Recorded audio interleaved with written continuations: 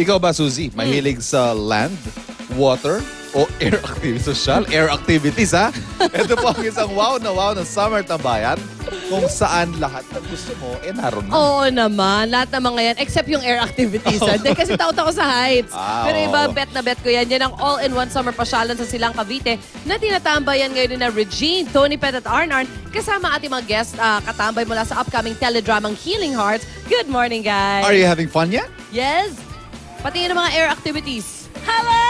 Ay, It's Love, Regine, and of course, Arn. Nagatuloy-tuloy. Thank you so much.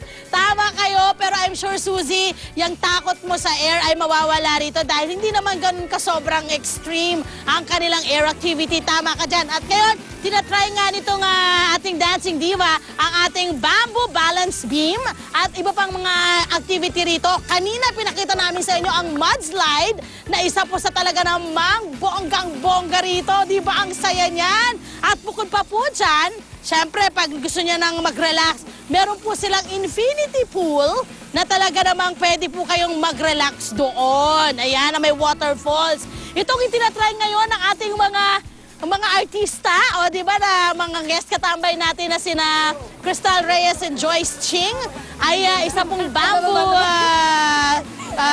course na kailangan yung pagdaanan pag kayo po ay nandito. Mas masaya po ito pag grupo-grupo talaga kayo. At kanina, iba pang mga rope courses ang trinay ng dalawang ito. Dito na tulong sa Kapuso, no? Ayan, no, ang mga magagandang batang to. Kumusta kayo?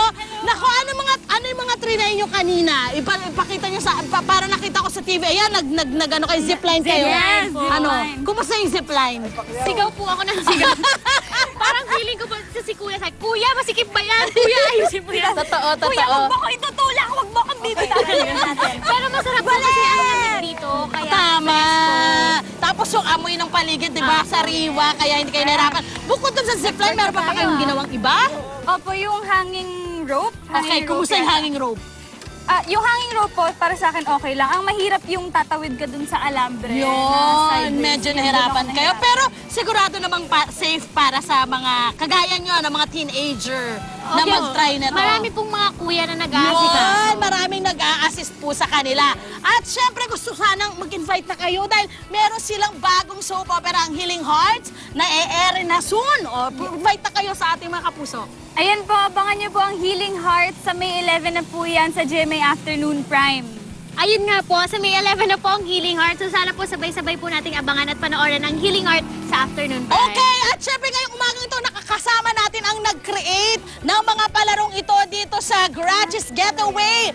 Joffrey, ano yung mga dapat tandaan ng ating mga magpupunta rito para maging safe ang kanilang pag-enjoy? Of course, here at Gratchis, before we even start, we have a good morning that we do here. So, Okay. first of all, good morning, mga kababayan! Okay. So ano yung mga dapat nilang tandaan para maging safe ang kanilang fun adventure dito sa Gratchis? Of course, there's an age range, mga 15 to 60-year-olds. That's usually the range here. You have to be dressed in the gear. So, as you Tama, can see kagaya here, nila, mga perfect. shoes, sporting gear, gloves as well. And also, you have to keep hydrated here. It gets hot. So Yon. that you're well hydrated sa mga activities dito sa Gratchis. Maraming salamat, Joffrey, sa pag-invite nyo sa amin dito. Mga kapuso, magbabalik pa kami for more fun activities dito lang po sa Gratchis Getaways Silang Cavite.